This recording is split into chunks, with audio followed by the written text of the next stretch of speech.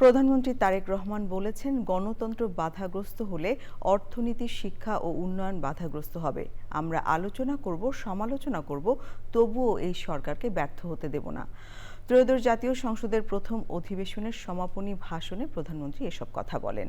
জাতীয় সংসদের সমাপনী ভাষণ দিয়েছেন বিরোধী দলীয় নেতা ডাক্তার শফিকুর রহমান। উভয় পক্ষ আসুন, কেউ কাউকে ব্যর্থ করতে চাইব না, কারণ আপনি এবং আমি, আপনারা এবং আমরা মিলেই কিন্তু পূর্ণ সংসদ। আমরা মিলেই কিন্তু পূর্ণ সংসদ। কাজে আপনি ব্যর্থ হলে আমি ব্যর্থ, আমি ব্যর্থ হলে আপনি ব্যর্থ। এই কথাটি আমাদেরকে মনে রাখতে হবে। এবং আমরা যে কোনো একজন ব্যর্থ হলেই বাংলাদেশ ব্যর্থ হয়ে যাবে।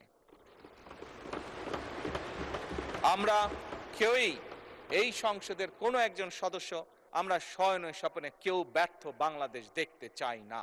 কারণ বর্তমান বাংলাদেশ ৭১-এর পরবর্তী বাংলাদেশ যেরকম শহীদের রক্তের উপরে দাঁড়িয়েছিল, বর্তমান বাংলাদেশ এবং বর্তমান সংসদ একইভাবে হাজারো শহীদের রক্তের উপরে দাঁড়িয়ে আছে।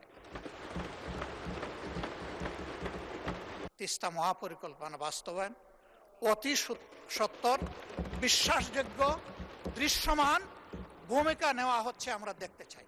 কারো চোখ রাঙ্গানিকে আমরা পরোয়া করব না। ২০ কোটি মানুষের আলহামদুলিল্লাহ আল্লাহ তাআলা ৪০ কোটি হাত দিয়েছে। প্রত্যেকটি হাত সরকারের পাশে দাঁড়াবে, সরকার যদি সাহস করে এই পদক্ষেপ। আমি দাঁড়াবো, সবার আগে আমি দাঁড়াবো ইনশাআল্লাহ।